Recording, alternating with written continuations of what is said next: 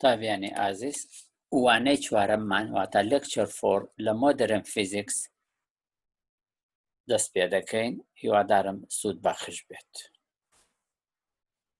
Chapter 4 یاخود lecture 4 Origin of Quantum Mechanics and Quantum Theory بنەما و سەرچاوەی میکانیکی کوانتم و تیۆری کوانتم. The history of quantum mechanics is a fundamental part of history of modern physics. مێژووی کوانتم میکانیک بەشێکی سەرەکیە لە مێژووی modern physics فیزیاینەوە. Quantum mechanics began with a number of different scientific discoveries. Quantum mechanic بە گەلێ جۆری دۆزینەوەی زانستی دەستی پێکرد. لەمانە لە ساڵی 1838 discovery of cathode rays by Michael Faraday. لە ساڵی 1838 تیشکی کاثۆدی cathode rays دۆزرایەوە مایکل فارادای دۆزیەوە. لە ساڵی 1859 بۆ 60 black body radiation problem by Kirchhoff's بیرۆکەی black body radiationi دانا کێشەیەکی سەرەکی بتوانی حەلی بکە. لە ساڵی 1870 suggestion by Boltzmann that the energy states and radiation law. لە ساڵی 1870 Boltzmann energy state دۆخەکانی وزە لێڤڵەکانی پێناسە کرد لەگەڵ ئەو یاسای تیشک دانەوە. The discovery of the photoelectric effect کاریگەری فۆتۆ ئەلکترۆنی هرتز لە ساڵی 1887. لە ساڵی 1900 quantum hypothesis بیرۆکەی گریمانی ساڵی 1900 کوانتم Max Planck داینا that the energy E is proportional to the frequency F کە کوتی وزە ڕاستەوانەیە لەگەڵ لەرەلەری frequency F as defined by the following formula کە کوتی هاوکێشەکەشی بریتە لە E یەکسانە بە H جاران F E وزەیە H نەگۆڕی پلانکە Fش frequency لەرەلەری where H called Planck constant نرخەکەی دیارە. Quantum theory of light. Einstein in 1905 postulated to the Max Planck quantum hypothesis that light is made of individual quantum particles, which in 1926 called photons. لساڵی 1905 ئەینشتاین گریمانێکی دانا فەرەزیەکی دانا لەگەڵ ماکس پلانک دانا کە ناویان لێنا quantum hypothesis گریمانی کوانتم کە ڕووناچی یا تیشک پێک هاتووە لە پاکەجی گچکە quantum particles تەنۆرکەی زۆر گچکە. ئەم تەنۆرکە گچکانە لە ساڵی 1926 ناویان لێنا photons.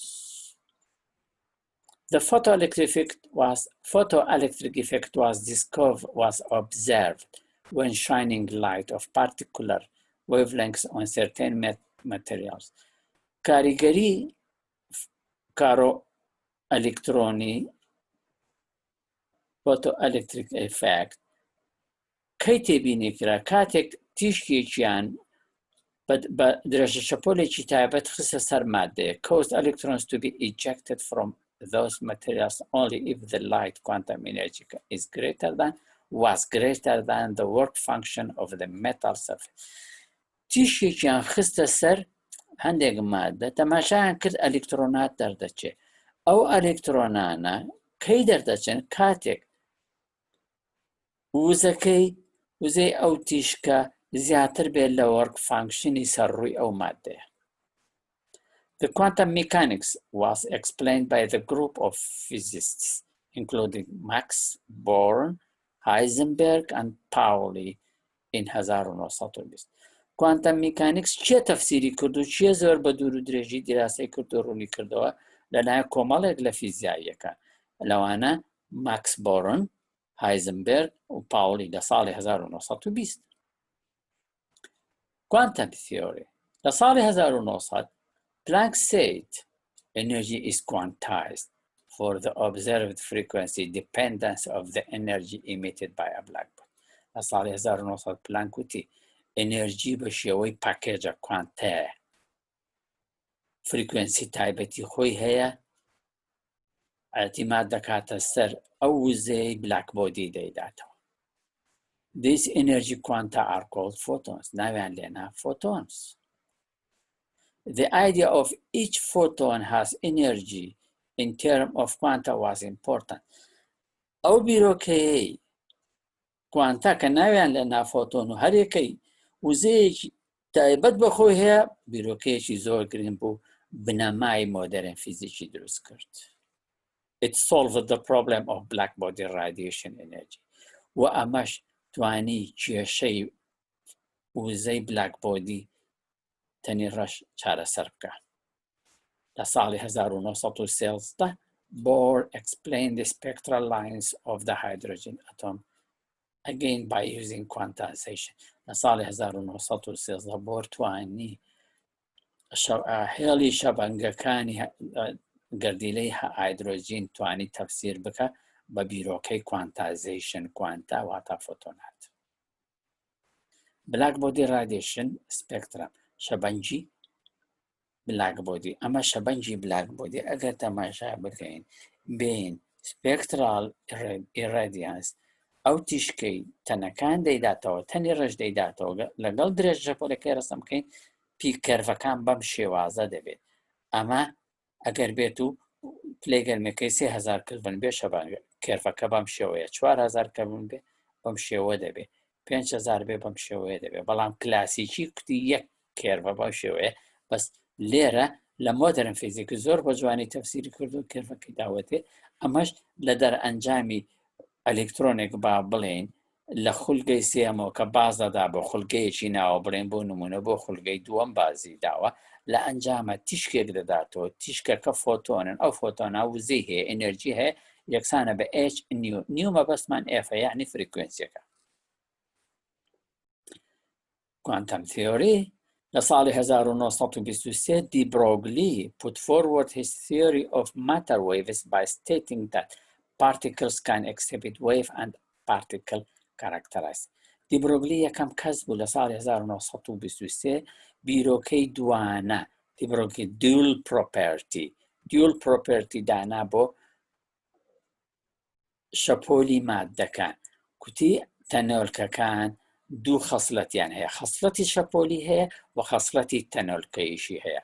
Quantum mechanics was born in 1925. لە دایکبوونی بیرۆکەی کوانتەم میکانیک دەگەڕێتەوە بۆ ساڵی 1925 when Erwin Schrödinger invented wave mechanics. ئەمیش بۆ یەکەم جار شرۆدینگەر شەپۆلی میکانیکی اختراع کردا هێنا and the non-relativistic Schrödinger equation و هاوکێشەیەکی ناڕێژەیی داڕشت تەفسیری هەموو بیرۆکەکانی کرد. Heisenberg formulated his uncertainty principle in 1927. لە ساڵی 1927 هایزنبەرگ بیرۆکەی uncertainty مەبدە لا دقة دایمەزران کە زۆر گرنگ بوو وتی کات و شوێن بە یەکەوە ناتوانانی دیاری بکەیت کە کات دیاری دەکەی شوێن دەگۆڕی هی ئەلکترۆن لە ناو ئۆربیتاڵەکاندا لە ناو خولگەکاندا شوێنەکەی دیاری دەکەی کات دەگۆڕێ. چی گرنگە لێرە لە quantum theory? The most important achievement of quantum mechanics theory is the explanation of گرنگترین و دەستهێنانەکانی quantum mechanics بیرۆکە تیۆری quantum mechanics بریتین لەمانەی خوارەوە. یەکەم فۆتۆ ئەلکتریک ئیفێکت دیاردەی کارۆ ڕووناکی. دوو کۆمپتۆن سکاتەرینگ بڵاوبوونەوەی کۆمپتۆن یاخود کاریگەری کۆمپتۆن. سێ ریفلێکشن